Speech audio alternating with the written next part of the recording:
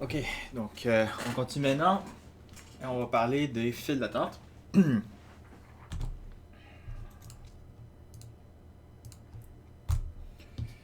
Ok, donc jusqu'à présent, ce qu'on a dit pour le passage de message, c'est avoir l'interlogiciel comme étant juste un bout de code qui est donc localisé avec les envoyeurs et les serveurs.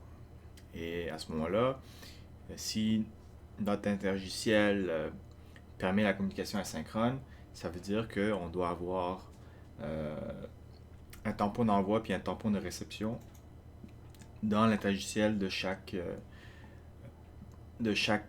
client localement.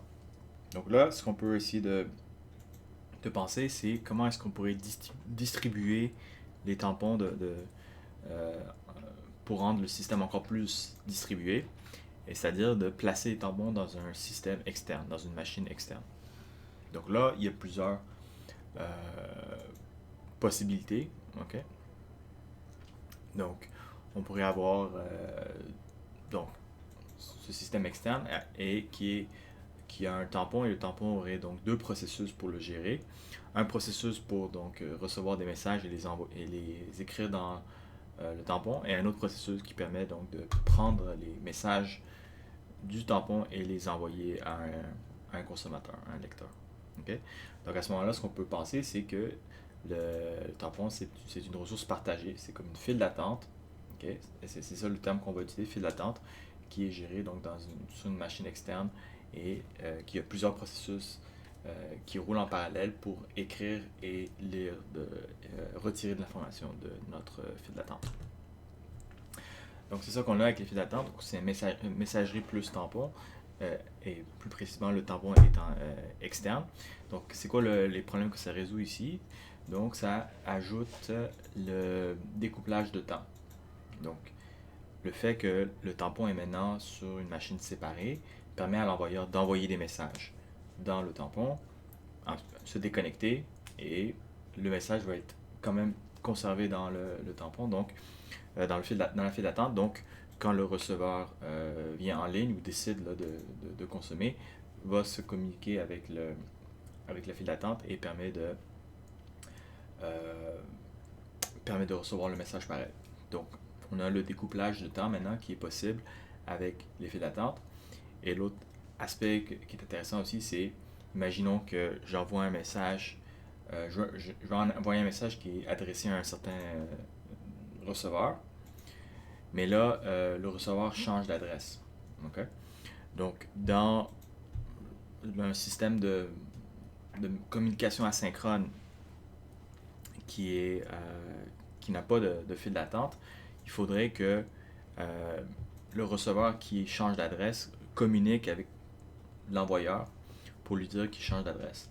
Okay? Donc ça c'est problématique si chaque receveur parle avec beaucoup d'envoyeurs et que chaque receveur change fréquemment d'adresse. Okay? Comme par exemple dans une application mobile, on change constamment de place, et ça se peut qu'on change d'adresse. Donc là, à ce moment-là, ça prend constamment de la communication pour contacter tous les envoyeurs et leur dire il faut que j'ai mis à jour mon adresse, donc faut que tu changes l'adresse pour les tampons. Avec les files d'attente, c'est plus facile. Tout le monde parle juste à la file d'attente, c'est un interlogiciel qui est commun à tout le monde, c'est un message bus. Et donc là, si je change d'adresse, tout simplement, c'est je me reconnecte avec la file d'attente, je m'identifie avec ma nouvelle adresse, et je suis capable de consommer les messages. Donc ça offre aussi ce qu'on appelle le découplage d'espace. Okay? Le découplage d'espace, c'est qu'on n'est plus maintenant lié à des adresses spécifiques, à des identités là, spécifiques. On peut se déplacer là, sans problème. Okay? Et ça permet aussi de gérer les pannes. Okay? Donc là, avant, s'il y avait des pannes à l'envoi ou au receveur, c'est l'envoyeur et le receveur qui doivent gérer la panne. Maintenant, avec la file d'attente, on peut, dès que le message est dans la file d'attente, donc là, à ce moment-là, la file d'attente gère les pannes s'il y en a là, pour s'assurer que le message soit reçu éventuellement. Okay? Donc, on peut imaginer que la file d'attente, c'est comme une couche additionnelle, une couche indirecte, c'est un interlogiciel. Donc, voici quelques exemples donc de solutions ou de logiciels qui existent. Donc, euh, plusieurs termes sont utilisés, c'est des termes là, plus de marketing, on va dire, là, mais en général, on peut considérer tous ces logiciels comme étant des files d'attente ou plus généralement du middleware, donc des interlogiciels. Donc, un des termes qui est peut-être utilisé, c'est Message Oriented Middleware, donc c'est-à-dire interlogiciel de messagerie en quelque sorte. Okay? Donc ça, c'est peut-être quelque chose que vous allez voir. Sinon, il y a file d'attente. Des fois, c'est pas écrit interlogiciel, c'est juste écrit file d'attente ou message queue en anglais. Donc, ça, c'est un terme qui est aussi très commun. Donc là, on a des produits comme IBM MQ, ActiveMQ, okay, c'est open source, RabbitMQ aussi, ZeroMQ. Donc, ça, c'est une version là, vraiment légère là, d'une file d'attente. MQTT, ça en a un autre. Okay? Donc, tout ce qui est MQ, c'est des interlogiciels, c'est des files d'attente. D'accord? Et il y a des normes comme GMS puis AMQP. Donc, ces normes-là, on va étudier ça là, la semaine prochaine. Parce que c'est des normes de messagerie, mais aussi qui ont du publish-subscribe. Donc, on a besoin de comprendre c'est quoi le PubSub avant d'étudier ces normes-là de file d'attente. OK, donc sinon, ici, peut-être une définition là, un peu plus détaillée de ce qu'une file d'attente. Donc, c'est une composante qui est adressable. Donc, qu'est-ce que ça veut dire? C'est-à-dire que c'est une composante qui est dédiée et qui a une adresse qui est identifiable. Et les clients peuvent se connecter à cette adresse pour donc interagir avec la file d'attente. Et la file d'attente elle-même est donc fonctionne de façon asynchrone, donc a ses propres processus là, pour gérer l'envoi et la réception dans la file d'attente. Donc c'est ça que j'ai expliqué au tout début. Et peut cacher les pannes là, de processus de communication. Là, donc peut être donc configuré de façon à que ce soit fiable ou que ça tolère des pannes. OK, donc il y a deux opérations qu'on va supporter avec une file d'attente. C'est simplement donc enqueue pour insérer un message dans la file d'attente et dequeue pour retirer un message ou donc consommer un message. Il y a d'autres types d'opérations qu'on va aussi regarder, là, des choses comme peak, okay, qu'on va expliquer un peu plus tard aussi. Là. Okay? Donc là, comment la file d'attente elle-même fonctionne, là, il y a plusieurs possibilités. Donc, si la file d'attente, par exemple, veut tolérer des pannes de crash, okay, donc on veut que la file d'attente, si la machine de la file d'attente tombe en panne, on veut que ça soit capable de rétablir puis récupérer tous les messages. À ce moment-là, on a besoin que les messages soient persistés sur un disque, ce qui est plus lourd évidemment. Ou si c'est plus léger, donc comme des systèmes comme dans ZeroMQ, c'est juste en mémoire vive, ben là à ce moment-là c'est temporaire, c'est éphémère, mais c'est plus performant, c'est moins lourd en consommation, donc la machine qui roule l'interlogiciel a besoin de moins de ressources. Okay? Donc c'est ça, donc vraiment une illustration là, de base là, d'une file d'attente, donc et les termes qu'on va utiliser. Donc on va dire que l'envoyeur dans une file d'attente, on appelle ça un producer, donc qui est un producteur de messages, d'événements, okay, essentiellement. Et là, la file d'attente elle-même, okay, donc elle va être gérée par une machine, dans une application donc, dédiée, un interlogiciel dédié. On appelle ça un broker. Donc le gestionnaire de messages, on va appeler ça un broker. Et dans le broker, on peut avoir plusieurs files d'attente séparées. Okay? Donc il peut y avoir plusieurs files d'attente indépendantes qui sont écrites et lues en même temps. Donc le concept de queue qui est une file d'attente. Le producer, il peut en avoir plusieurs. Okay? Donc c'est une communication ici qui peut être many to many. Donc on peut avoir plusieurs producers qui écrivent des messages dans plusieurs files d'attente.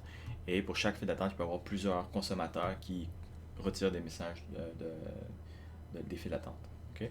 Donc ici, j'ai un exemple où c'est juste one-to-one, okay? Donc juste un broker avec un producteur et un consommateur sur une file d'attente. Okay? Donc si je vous donne un petit peu de code là, pour vous donner un peu de saveur là, de comment est-ce que de quoi ça a l'air, par exemple dans Java, okay, avec RabbitMQ. Donc l'idée c'est ici, ça c'est le concept là, du fait que le broker est adressable, que la file d'attente est adressable. Donc, j'ai parti une application sur une machine et cette machine est adressable. Et donc, c'est ça l'idée qu'on a ici. Donc, ça c'est le code du côté envoyeur. L'envoyeur doit se connecter donc avec le broker, okay, pour établir la connexion à la file d'attente. Et une fois que c'est connecté, donc là, je peux créer une nouvelle file d'attente comme ce qu'on appelle un canal ici. Et dans mon canal, je peux donc déclarer là, c'est quoi là, le nom de la file d'attente. Ok, donc par exemple, résultat de log 521. Et je peux définir c'est quoi la durabilité. Donc c'est un peu ce qu'on appelle la qualité de service là, du canal. Donc est-ce que ça va être persistant ou je peux définir des sémantiques de panne aussi. Là. C'est un peu comme un concept similaire à RPC. Et finalement, je peux publier des messages. Donc c'est le concept là, de enqueue. Donc, la raison pourquoi ça s'appelle Publish, non RabbitMQ, parce que RabbitMQ, c'est un système plus général que juste des files d'attente. Ça peut aussi faire du Publish Subscribe. Donc, le terme pour publier, c'est le même que dans le PubSub, c'est Publish. Okay? Mais, donc, dans la file d'attente, le terme plus précis, ça serait enqueue. Okay? Donc, ajouter dans la file d'attente, enqueue. Donc, c'est ça. Et donc, là, j'ajoute dans la file d'attente, puis je peux exprimer là, quelle est la file d'attente que je veux utiliser. Donc ici, j'ai un canal, une file d'attente qui est results.log721. Donc c'est dans cette file d'attente-là que je vais écrire une information. Et voilà, je peux publier là, plusieurs messages là, sans problème. Côté consommateur, même chose, le code de connexion c'est le même, ok, donc pour adresser la même file d'attente. Okay, donc ça c'est donc là on voit ici là, le concept là, de découplage d'espace en action. Donc, le seul couplage d'adresse qu'il y a ici, côté producteur et consommateur, c'est connaître l'adresse du broker. Donc, si le broker change, ben là, évidemment, il faut changer notre connexion, mais si les producteurs ou les consommateurs, eux, changent d'adresse, il n'y a aucun problème. C'est complètement transparent. Pardon, c'est complètement invisible d'un côté ou de l'autre. On ne voit pas là, ces changements-là. Donc, on a le découplage en termes d'espace.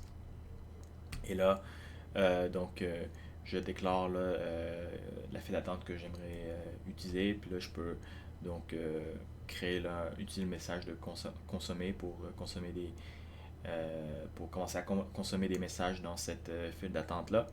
Et là, je peux appeler la fonction Next Delivery pour recevoir le prochain message. Donc ici, on a parlé beaucoup de ça déjà, les propriétés de découplage. Donc ici, un peu plus de détails sur ça. Là. Donc vous pouvez réviser ces slides-là ici pour avoir plus d'informations, plus d'explications sur ça. Donc on a parlé principalement dans ce cours-ci de découplage, de synchronisation d'espace et de temps. Et donc l'avantage d'avoir ces découplages-là, c'est simplifier le développement d'applications distribuées. C'est-à-dire que plus nos différentes composantes sont couplées ensemble, plus ça veut dire que chaque composante doit connaître plus d'informations sur ou a plus de dépendance sur les autres machines. Et donc, quand on essaie de mettre ça en échelle, plus on a de dépendance, plus c'est difficile à gérer, plus notre système va être moins performant et plus difficile à maintenir. Okay? Donc, on veut minimiser les dépendances ou le couplage entre les composantes si possible. Et donc, les trois dimensions de couplage qu'on a parlé ici, synchronisation, c'est selon le fait que on va utiliser la communication asynchrone.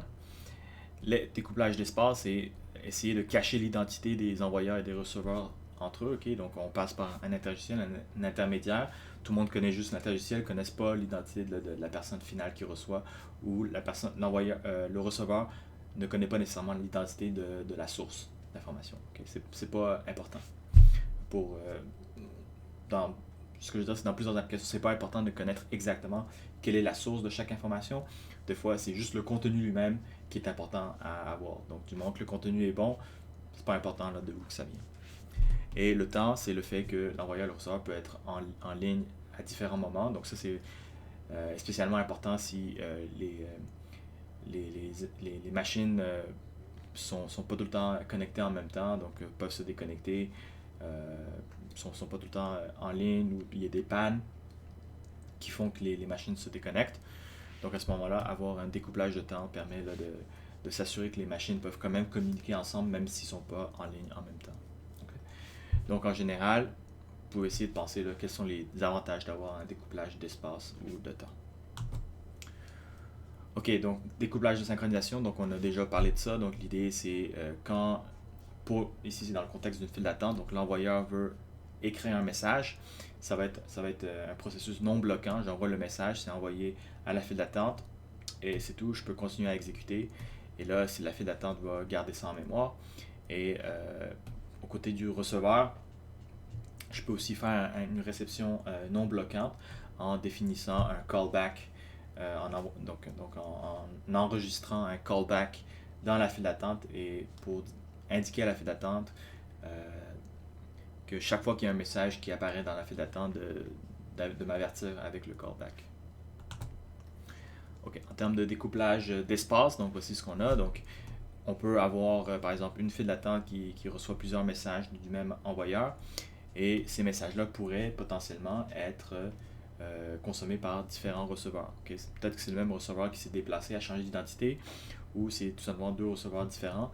Et donc, ce que ça permet d'avoir une file d'attente, c'est avoir des messages qui peuvent être donc consommés par différents receveurs et potentiellement que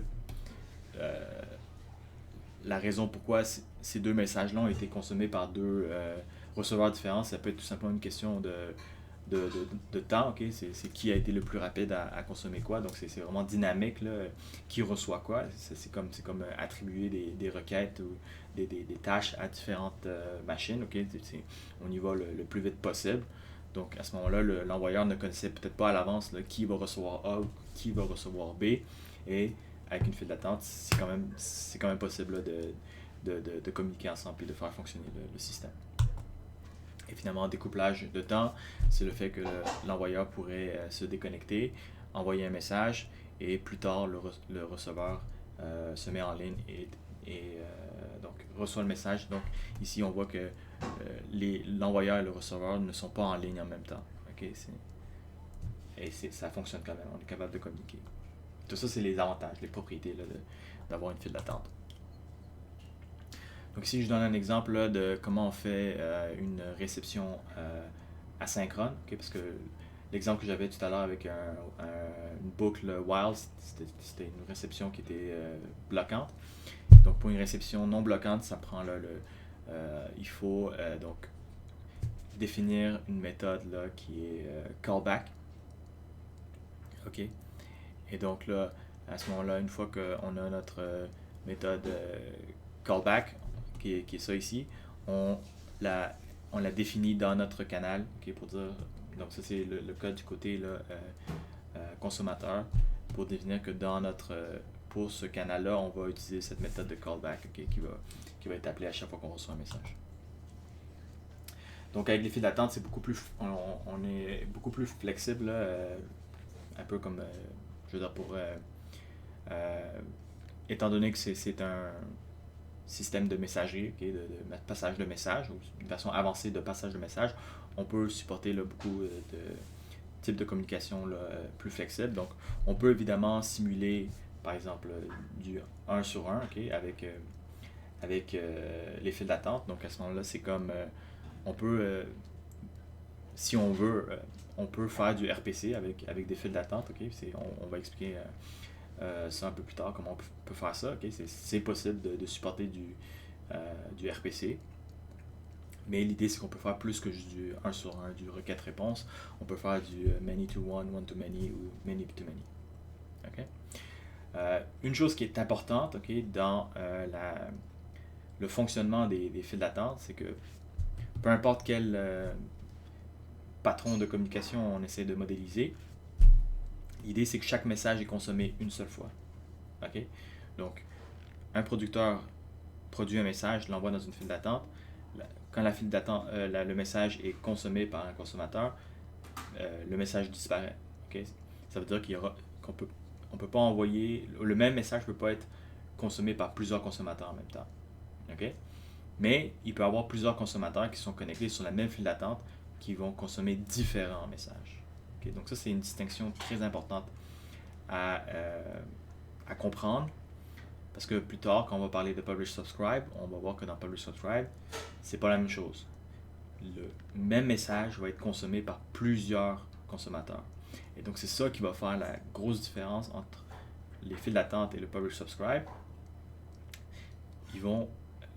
Ce sont des mécanismes complémentaires.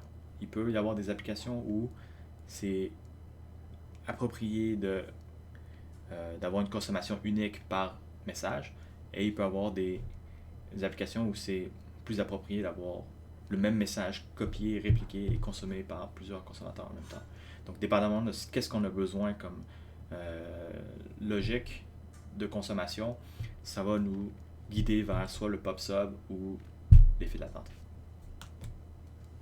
Donc, ça, c'est juste des illustrations là, de qu'est-ce qu'on veut dire par les différents modèles d'interaction dans les files d'attente. Donc, one-to-one, c'est tout simplement un producteur, une file d'attente, un consommateur.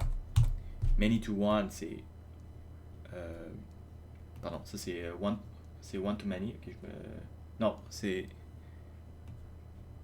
one-to-many, désolé. Okay, donc il faudrait que je fixe le titre ici, mais ça c'est one-to-many, donc un producteur qui produit beaucoup de messages et beaucoup de consommateurs. Donc one-to-many, et chaque consommateur va consommer des messages différents. Donc ça c'est vraiment important, ces flèches-là, c'est tous des messages différents.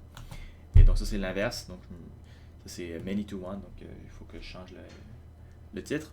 Donc beaucoup de producteurs qui écrivent des messages dans une file d'attente et un consommateur qui consomme tous ces messages.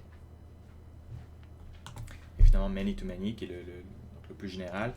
Beaucoup de producteurs, donc chacun des producteurs insère des messages au fur et à mesure. Donc ça veut dire que le contenu de la file d'attente va contenir là, donc, un chevauchement, là, une combinaison là, de messages qui ont été produits par différents producteurs, et les consommateurs et un ensemble de consommateurs va consommer chaque message là, un à la fois. Ok, c'est tout pour cette vidéo. Pour la prochaine vidéo, on va parler là, du concept de broker en plus de détails. Quelles sont les responsabilités du gestionnaire de file d'attente?